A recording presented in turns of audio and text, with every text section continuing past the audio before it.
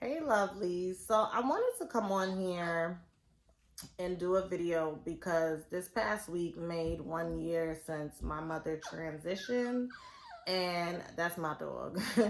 and I just wanted to just talk about like what the past year has been like for me and what I've learned. So this is gonna be, it may be heavy, I don't know. Yeah, I don't even know where I'm going with this video. I don't got no notes. I just want to speak from my heart. And if anyone has lost someone, I don't care if it was a decade ago and this relates to you or it hits you in some way, I send my condolences and my love.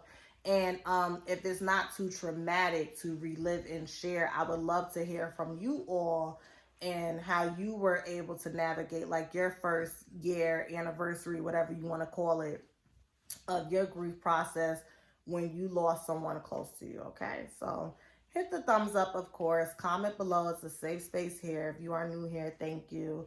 And if you like what you hear and see, you could definitely subscribe and hit that notification bell and make sure you enable it so that you know when I post videos like this. Okay, so what's interesting is I woke up today, it's Saturday, I think it's March 12th, and at 6:30. I actually wake up at 6:30 now. One thing I like about having a puppy is they kind of do keep you on a schedule because they're like regimented to a certain degree. So like my dog wakes up at 6:30, she starts like nudging me and she'll lay on me and I'm like, okay girl, you got to go to the bathroom. You want to eat breakfast? Got you. And when the Pisces new moon was coming in, I had just got this urge to go and clean my spiritual room because when I got my puppy, I had kind of moved all my shoes and stuff in there. And I had been neglecting. So I had just got this urge to clean, revive my spiritual room, sage and everything. And we're just back to really honoring the ancestors in a ritualistic perspective. I honor my ancestors every day when I get up, and I dedicate to being a better person. And I want y'all to know that because sometimes people come to me and they say, well, how do you honor your ancestors? Do I need to do this and that? Just call on them. Just thank them. Pray. When you pray, say their names. Thank them for what they've sacrificed and the work that they've done and the dues that they paid for you to be able to do this stuff. Because a lot of us black people specifically and brown people don't realize that we are our ancestors' best dreams. When they were on slave ships and in the field picking cotton, they dreamed of their descendants being able to do the things that we do. Like I am a black American 26-year-old plus size woman who is currently at an Ivy League school. Okay, I have my own apartment. I'm a business owner. You understand what I'm saying? These are things that just 100 years ago, fuck, maybe even 50 years ago, women could not do. And if they could do it, it's because they had a leg up or somebody gave it to them. So for us, black women specifically, to be in spaces where we can go out and create our reality. And I'm not saying it's easy. That in itself is thanking your ancestors indirectly. But when you're intentional about it, that spiritual sacredness and that relationship that you build is very beautiful and it's very powerful. And if you ever feel called to start that journey, I would say definitely do it on your time. Of course, I'm not like, this is not an infomercial where it's like you need to do it, but if you ever feel called, I would definitely say do it because it's a beautiful thing. um so I woke up this morning and our new thing, Temperance Please. After this, you could come out. I'm trying to crate train her. I know I'm a dollar short and 2 months late. Um, it's definitely, no, that's not what I was gonna say. Oh yeah, so I woke up at 6:30, and my new thing is I take me and Tempe in there and we sit down. Okay. Sometimes she knocks shit over, which I hate. Like she knocked my Oshun little statue over. And I pray and I talk to them and I meditate and I love it. And today when I went in there, I decided to close the door and leave Tempe out because I just wanted to talk to my mom. And I don't want to cry. I know you're gonna be like, it's okay to cry, but I just don't want to cry because I look pretty. No, But I was talking to her and I was very vulnerable, and I basically just said, I'm upset with you because you used to be so mean to me and I didn't deserve that. Temperance is a dog. Don't get me wrong, but she's my fur baby. And sometimes when I'm getting ready, because dogs are very intuitive, Temperance will like sit down and she'll look up at me. And for some reason, when she does that, I'm always in my mind, like I revert back to watching my mom. And my mom didn't wear makeup or like mascara. She just put on red lipstick. She would gel her hair down. She wore her drawstring ponytails. And she would like tie it or something. And I would just sit there and be like, "Oh, mom, where you going?" And she'd be like, "I'm not going nowhere." And it would be all the time. And she's like, "I used to sit just like that on Nana's toilet seat, her mom, and ask her the same thing." And it's something about when I'm getting ready, whether it's to go to school or go to my internship, and the way she looks at me, I don't know why it always takes me back to that moment. And I just remember, like, as a little girl, really always saying stuff to my mom, like, I want to be like you when I grow up. And, that's normal, right? And stuff like that. And she would kind of be rough and be like, "No, you don't." Um, I was very lovable, would just always want to hug on her and stuff. And, sometimes she would say, "You need too much love," and whatnot. And even though I miss my mom and I love her, and I do understand her a lot more now that she's not on the physical realm than I did when she was, I still have moments where those flashbacks come and I just don't like her, and I'm mad at her. And I know it's okay to feel that way. Um, Especially being in the field of social work, I work with children. So when children are coming to me and they're being neglected by their parents, I'm present in that moment to give them what it is that they need or what they want, and to help them navigate that stuff and see what services we can get. And it doesn't always mean like, "Oh, I'm going to call ACS." Sometimes parents, especially if they admit it, because you do have parents that will just say, "Miss Aaliyah, I'm just tired. Like, life is really knocking me down and I'm doing my best, and I know my best is not enough, so it's coming across as neglect, but I just need help." And that's human. You understand, especially when it comes to Black and brown people coming from disenfranchised communities where they don't have access to those resources. And I feel like that's what it was for my mom. Like, she didn't intentionally mean to do what she did to me. Um, or be mean to me. She just did the best that she could. And sometimes and I'm going to say our because that includes me and that includes you, sometimes our best is not going to be enough. And sometimes our best is going to create trauma, and it's going to create a space where, yeah, someone may need to go to therapy because of something we said or something we did. Even if it was unintentional, the impact is still there.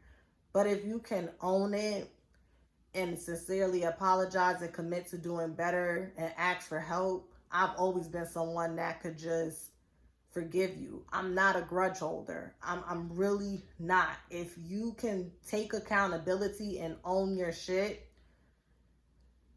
I will let it go. You understand? I mean, I'm going to let it go regardless, because I know what that does to our soul when we hold on to negativity and resentment and unforgiveness. But I will get to that space quicker. And y'all know, like, a lot of stuff happened last year around my mother's death. And what's interesting is somebody very close to me went through something similar. And unfortunately, her spouse passed away. And the spouse's family and friends were trying to blame her for the way that he passed away, and were just really piling on her. And when I was on the phone with her earlier this week, I said, and I'm posing the question now, is this common in grief? Because those are the times where, you're supposed to really support and nurture and love and offer and give. And it's baffling that me and her at the same time, because her spouse passed away in January, my mom passed away in March, were going through that, where people were really kicking us while we were down. And I'm like, is this common?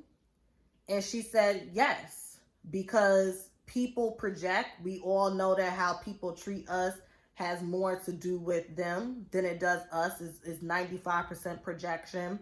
And a lot of people are not emotionally equipped or intelligent enough to navigate their emotions in a healthy way. So a lot of people lash out, even if it is towards the person that you're supposed to be really giving compassion and nurturing energy to.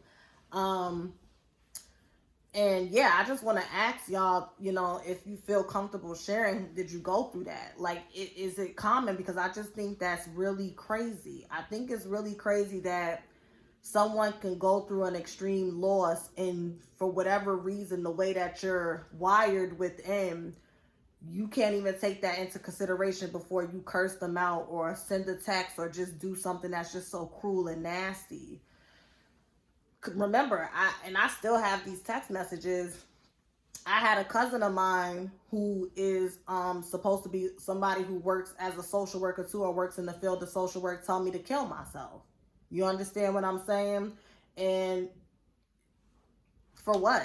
You know what I mean? So it's just interesting. But this past Tuesday on March 8th, was it Tuesday or maybe it was Wednesday? Whenever March 8th was this week, it made 1 year, and I have received a text from my mother's sister, and it was like a group text. She had put me and my siblings in it, and she had said something like real generic, like, I stand in faith with y'all on your mom's 1 year anniversary, continue to pray and heal, or something like that. And I didn't respond. The text came in at 8:51 a.m. I was getting ready to go into the city for work.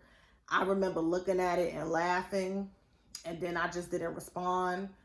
And as I was making my way home, as the universe would have it, that's when my brothers started responding. And she was just on some like, oh, I had to check in on you guys. And I didn't respond because I felt like it was disingenuous.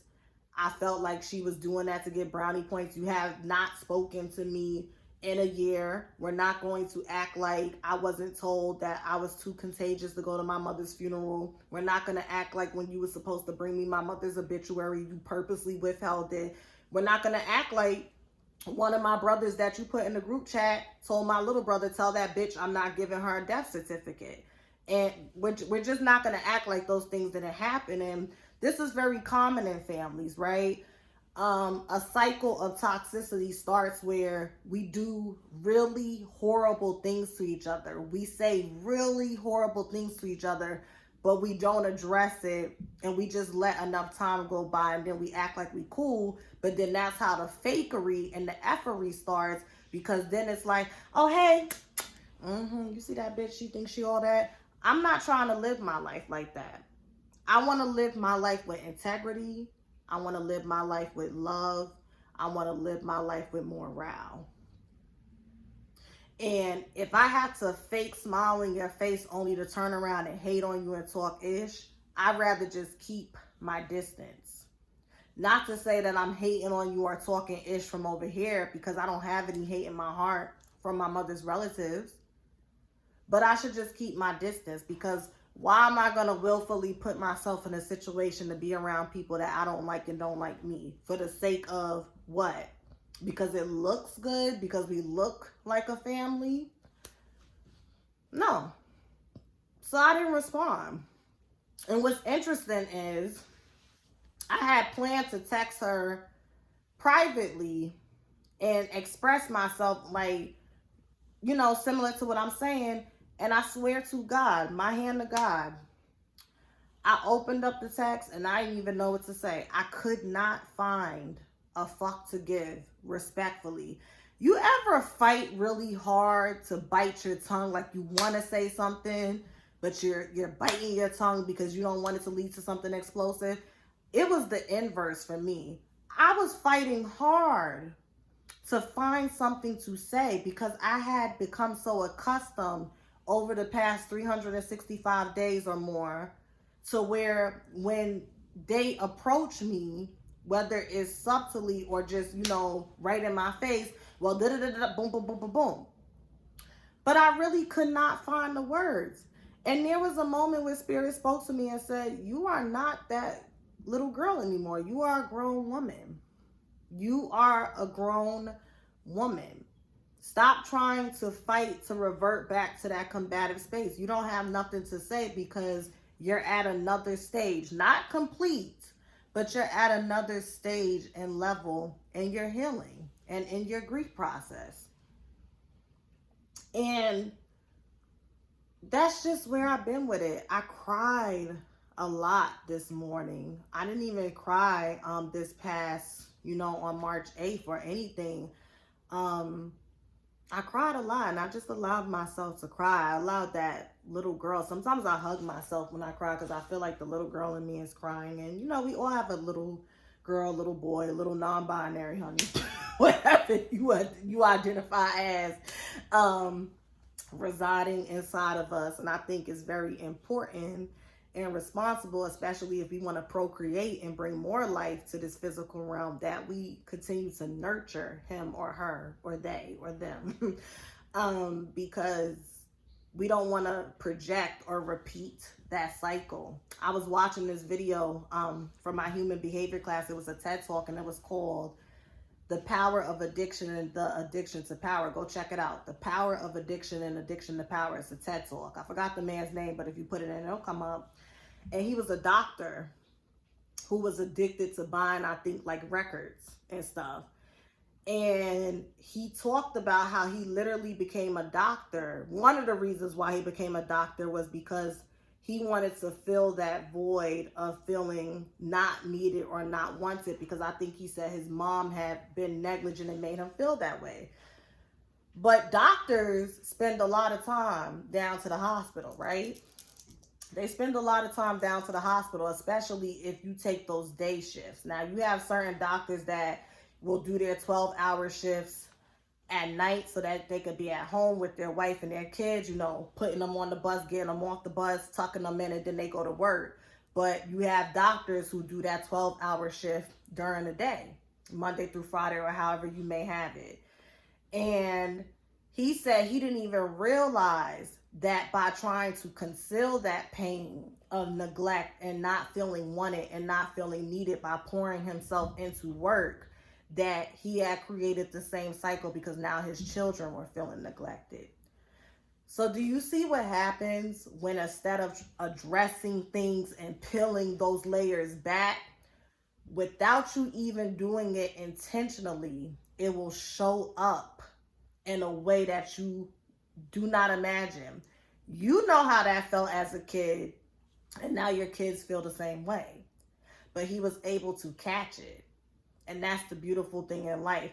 It's very unfortunate that we live in a society where accountability is not in season. It's very unfortunate that we live in a society where empathy is not in season, and compassion. People are fucking scared to be human and be flawed. Okay? Because we live in a society where we're constantly seeing people, even after they apologize, even after they take accountability, people won't let them live that shit down. And it's just a vicious cycle of projection, because you won't allow me to live something down because you're fighting with yourself at night, or with the people that won't allow you to live something down. And it's sad. And all in all, I say that to say, 1 year later, it's crazy. At this time last year, I was laying in the hospital bed with a serious case of COVID. I had an oxygen mask on, I had steroids in this arm, and I had IV in this arm, and I couldn't walk a few feet to the bathroom without fucking coughing all crazy and shit. Funny how life can change in a year. If you would have told me a year from now I would have a dog, be in a 2-bedroom, 2-bathroom apartment and stuff like that, I would have been like, I'll see it, then I believe it. But a year later, I've just come to the conclusion that the way I was treated by my mom, the way I was treated by her relatives, It had nothing to do with me. It has nothing to do with who I am as a spiritual being having a physical experience. It has to do with their experience, their physical experience as spiritual beings. And nothing happens by mistake. I feel like I was meant to be emotionally neglected and rejected by my mom, because now I'm a maternal and nurturing figure to many young ladies and even young boys. I feel like I was meant to be rejected and neglected, whether it was intentional or not, by my mother's relatives, because now I could finally be myself and not have to worry about living up to people's standards, or I can't fully just spread my wings and fly like the butterfly I am because I'm afraid of hitting this person and that person, where it's like we all supposed to be flying together. You understand? So that's how I feel. I just wanted to do this video. This was actually very therapeutic, and I didn't really yell or curse. I'm proud of myself. I'm growing. I'm tooting my horn. I work very hard on myself, very hard with intention to be the best version of myself. And I am learning to celebrate myself. I don't care. People could say she thinks she all that. Bitch, I am all that. I am a warrior. And that doesn't mean for me to be all that, you got to be something less. We all in our respective lanes. I am the motherfucking shit. The motherfucking shit. And I'm going to own that shit. And you should too. So I hope y'all enjoyed this video. Thank you so much for listening. Feel free to flood the comments. Y'all know this is a safe space. And if this is your first time here, subscribe and hit and enable that notification bell. Bye.